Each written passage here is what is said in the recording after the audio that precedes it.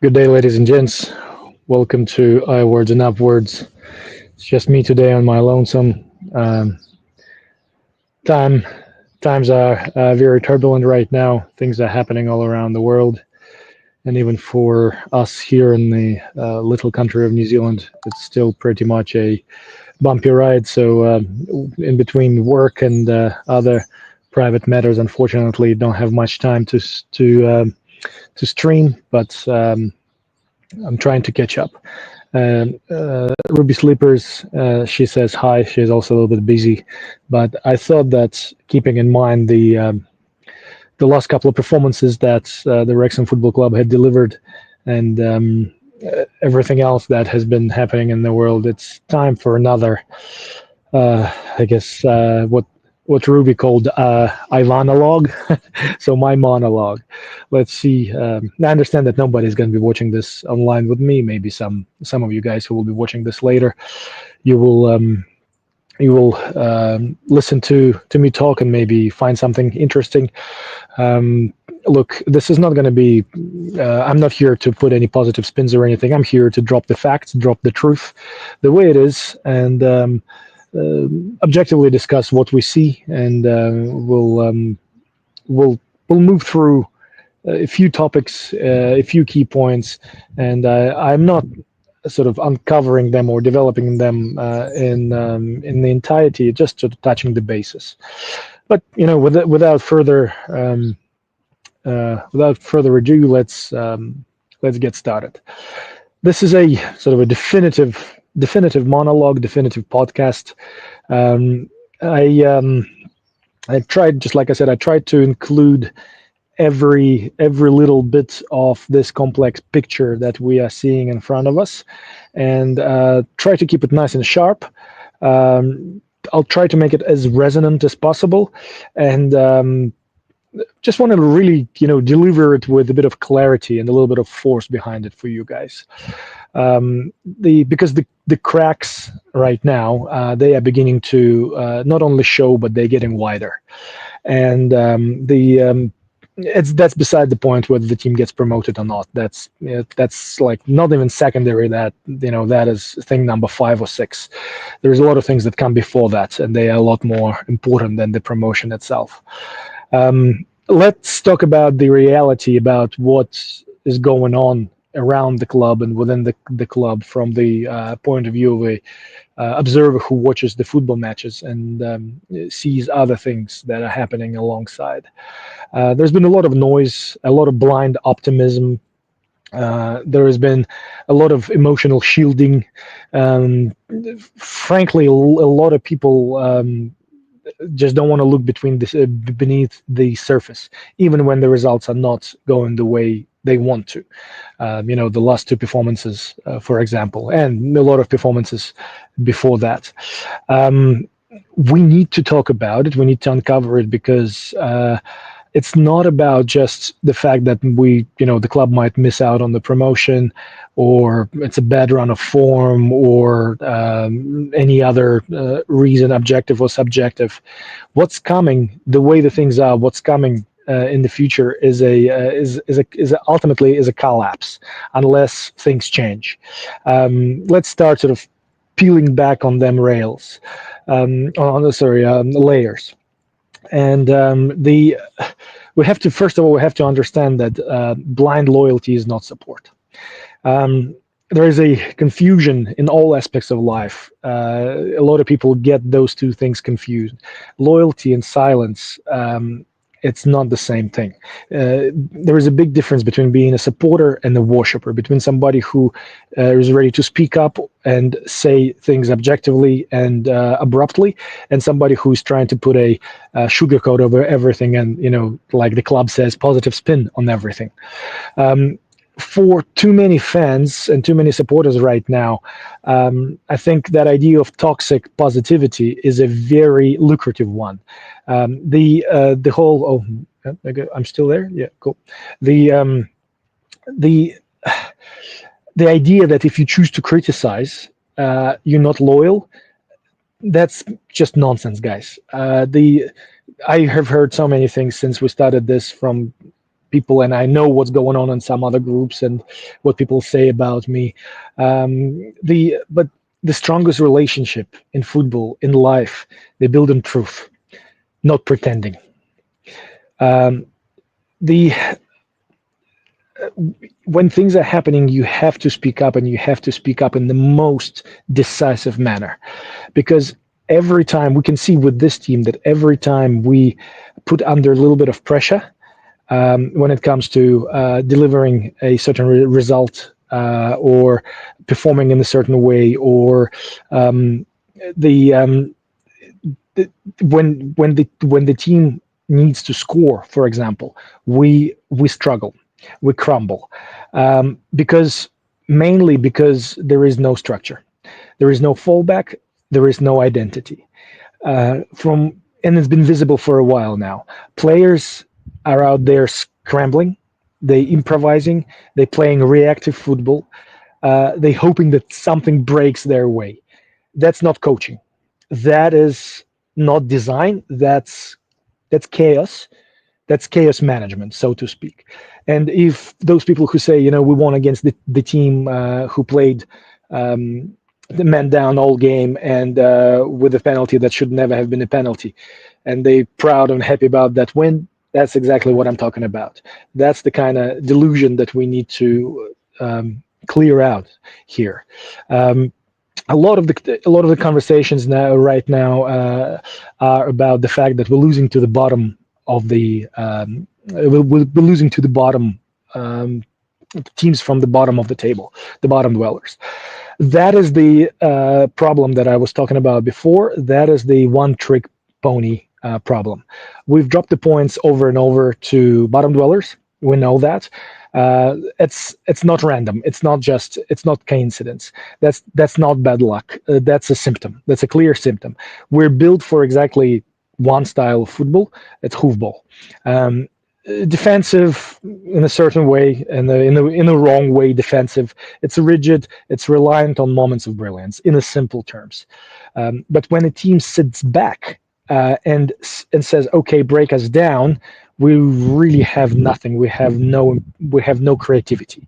And again, I'm simplifying the terms, but no combinational play, no passing patterns, triangles, no overloads, no pre-designed lateral movements, no rotations, no build-up structure. Just launch it forward and hope for a bounce, hope for a lucky break. That is not football. That is definitely not modern football. That's definitely not future-proof football. That's primitive. That's castrated.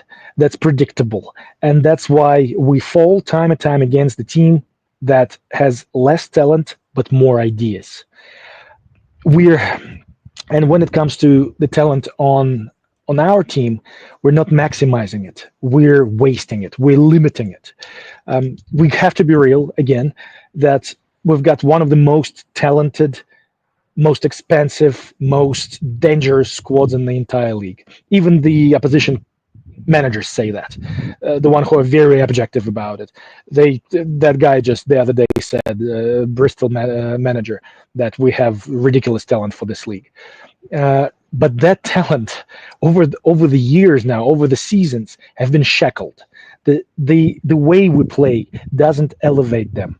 It restricts the players. It restricts the talent. Instead of building a structure, instead of building an approach that brings out the best in the player, that effortlessly and seamlessly makes the player perform at its best, we're trimming the players down to fit that comfort zone that Parky has to stay in, because he feels very uncomfortable going out of his stuck, castrated ways, Jurassic ways. So they all kind of, why is this doing that? Stay there. So all those players, they push down into that comfort zone. And those players who might be creative, they are made destroyers. They are asked to play that mechanical, angular, in a bad way, rigid football. There is no expression in the players. They are told to hold that primitive structure, hold the position, and chase the long balls. effectively kick and chase down the wing or hoof it forward. Um, that's not development, guys. That's regression. And the more of the talented players you have on your team, the more talent you have on your team, the more that regression becomes obvious. Um, and just like I said in the beginning, the cracks, they are not just showing anymore; they are getting wider. And for a while, results to certain people who only, I guess, look at the results from a certain perspective, that paper over the problem, that result over the problem, kind of fixes things and make them hopeful or happy. But the performance always catches up. On that, I would like to say that if you're one of those people who's been supporting the way we play and supporting Parkinson through this time and saying that he's great, he's the best, he knows the best, Parkinson is the god, blah, blah, blah, he's awesome. You right now, with these bad performances, you have no right to criticize him. No right. You've been supporting him through this, ignoring all the problems that are screaming in your face. You are not saying the objective reality. So right now, you should be supporting him even further because that's what you wanted. That is what you wanted. So now you got to support him even more. If you are criticizing him or you're not happy about what's happening with the results, you're just not being truthful. So go and support your favorites because this is what you wanted. This is exactly what it leads to. And it's just the beginning. And it doesn't matter whether we get promoted or not because it's all up to, like, we're not controlling anything. We're not dictating any games. It's all up in the air for luck. Luck might turn this way or that way. Who knows? Might get promoted, which again, probably the worst thing that can happen. But going back, going back to the conversation about that, the results, they are only a paper over a crack and only for a while. What we're seeing over the last few weeks that the players look drained. Parkinson looks drained and almost like he's given up in the interviews. Maybe it's not that, but they look that way. The spark, that the ignition, the spark is gone. The belief, it feels like the belief is fading away as well, and the frustration is boiling over. You can lean on luck and moments of brilliance and the momentum only for so long before the structure, the foundation gives away. And that's where we are. We're right on that edge. The other thing, guys, is I keep on telling you that the Marriott situation in the beginning of the season, I said that's a turning point. Again, doesn't matter whether the team gets promoted or not. That's the turning point in the relationship of a Parkinson, of Phil Parkinson as a coach and this club. One of the clearest, most damning examples that came with the way the situation with Marriott was handled by Parkinson. He was scoring. Again, I'm reminding you, he was scoring, he was sharp, he was contributing. But then the decision came, and another legendary player wanted in. And Parkinson, instead of adapting the tactics, adapting the way, the approach, he could have played both. He could have subbed them in, hundreds of options.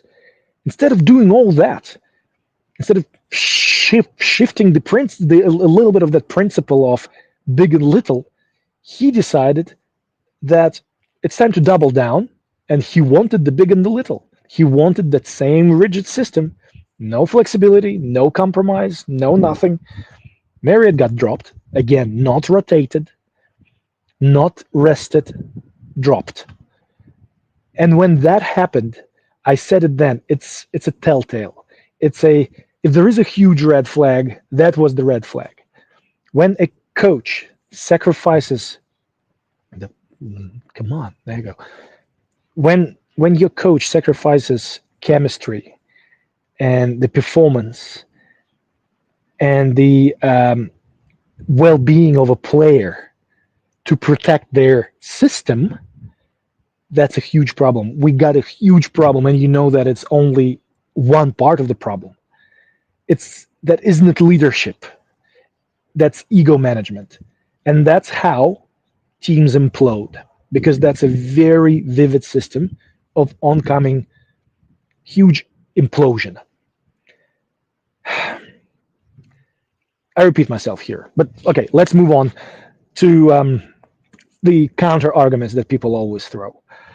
And guys, you also have to understand that you listen to a lot of people, you read a lot of people who have very little idea what they actually talk about. I'm not saying they're bad people. I'm not saying that you shouldn't listen to them. I'm saying that you need to look at the background, the purpose, the objective disposition of the opinion uh, where this stance comes from. Everybody talks about how we are great, how we are a great defensive team. That illusion, what I call it, illusion of solidity. We're solid at the back. Look at the clean sheets. Guys, we're not defending. We are. It's called surviving. It's called repelling. Defending is a part of attack. Defending is your first step when you create something. We don't have that coordinated defense, that shape and progression of that shape and development of the space to structure a repeatable, replicable, and reputable transition. We just drop deep. I'm simplifying things again. We drop deep, we absorb the pressure, and then we hoof it clear. That's not tactical defense. That's not defense in any shape, way, or forms. That's panic dressed up as discipline. Panic to get the ball away from your net as quickly as possible and play the chance. Real defending, I say again, means preparing to counter. Real defending becomes the start of an attack. And what we are doing, it's just delaying the next wave. That's not solving the problem. That's delaying the problem. And that is why those problems catch up with us, even against the weaker teams.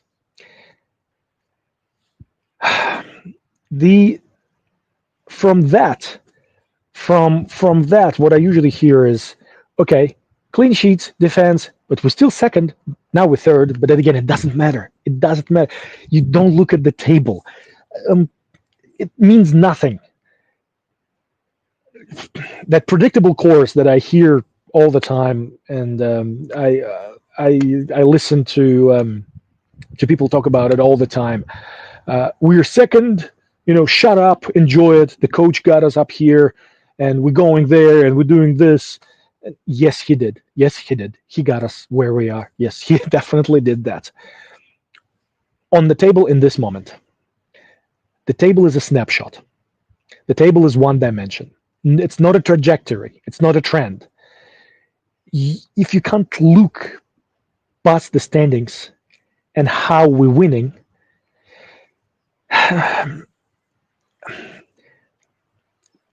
it's very hard to develop any deeper understanding of any sports, not just football. It's not about how we're winning. It's not just whether we're winning.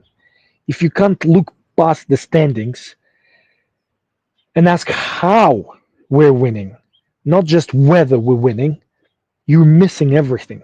You're missing the point. Because we're winning in the most direct and simple way. We're winning in spite of our football and our coaching, not because of it. We're getting by on very fine chances and margins. Sorry, guys, it keeps on for some reason fading. We're getting by on those margins, on those deflections of those cards, red cards, penalties, moments of brilliance, opposition errors. But that isn't strategy. That isn't the dictate of the game. That is not the organic and natural development of something that has more than one way. That's roulette. When that roulette wheel stops spinning, there is no plan. There is nothing else. There is void and frustration. That's why I titled this episode, guys, that football always wins. This is the truth that people they don't want to hear it, but they need to hear it. Memorize these words. I was delivered these words by a very wise uh, player and a coach who played all over the world and coached in many, many places and worked with many, many teams. Football always wins, not the scoreboard, football itself. The deeper ideas, the deeper approach, the one and the ones that evolve, the ones that grow, they win. That kind of football wins. And if you just look at the recent history, just from the sort of top of my head, sorry, the text messages keep on coming up. Um, Mourinho dominated the early 2000s. He, at some stage, stopped evolving, refused to evolve. Football moved past him. Being in New Zealand, the All Blacks, I'm not a big fan of rugby, but we all were witnesses to this. All Blacks, rugby gold standard for years, for decades. They lost the edge, they stopped innovating, and they decided to play conservatively. Rugby overtook them. The NBA, I remember when I was studying, doing my licenses, there was an example. I think it was, what was it? There was something about isolation heavy teams. Gold State, I'm pretty sure. They were left behind. Fluid systems developed, and hockey, basketball, football, they all intervened. They all there was a lot of cross crediting there. So fluid systems like the Warriors, they overtook. Guardiola, Klopp, even De Zerbi, they brought change, and those people who bring change, they evolve and they win. They build structures, they build strategies, they build platforms that evolve and grow. Why? Because remember how I always say that breathing ball, players on the pitch, they need to be like a breathing ball. Proportional distance between the players is super important. And I don't hear any of those experts online talking about it all the time. And they need to be, because one of the key elements, besides, they keep on confusing formation for systems, proportional distances between players is one of the key elements of any successful team. And Wrexham is really, really bad at it. The systems, just like the breathing ball, they grow, they breathe, they survive. Systems that stagnate, they die. We're not playing football that breathes. We're not learning. We're not adapting. We're repeating, and we're falling behind. Slowly, little by little, but then all at once. And the further we go with that luck and that little by little repeating concept, the quicker the fall is going to be. Hence, in the beginning, I was talking about the collapse and the implosion. The hardest truth from all this, that's the truth that everybody needs to face. Not being promoted, like I said before, might just be the best thing that can happen to us if we play our cards right. If we go up like this, it doesn't matter what kind of players come in. With these cracks, this culture, this castrated rigidity of so-called tactics, championship will not just expose us. It will be an exposure on many levels. It will demolish us. And maybe that collapse, that fail, is the only thing that will finally force the club to wake up. I'm not sure. I'm not sure what else can be done. Because as of right now, we're not building a future. We're stalling a failure. And you can only outrun the truth, the reality for so long. This is probably, again, a lot of the things that I said, they are quite straightforward. And because we're playing this roulette, the luck can go this way or that way.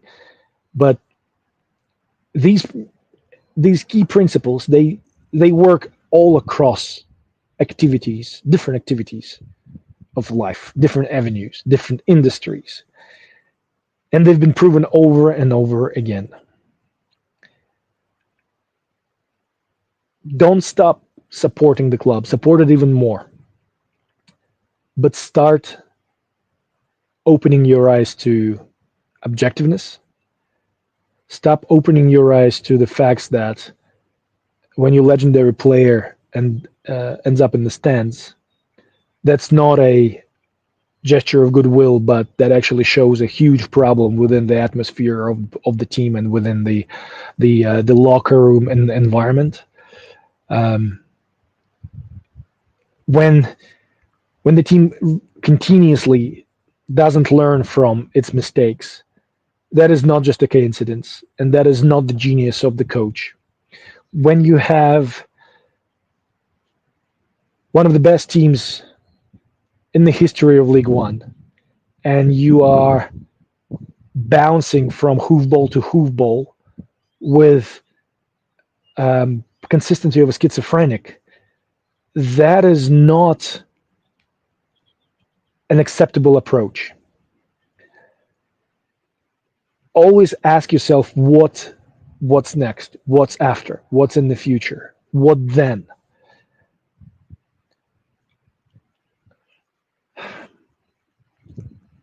I think I've delivered the general idea, and the general uh, message has been delivered.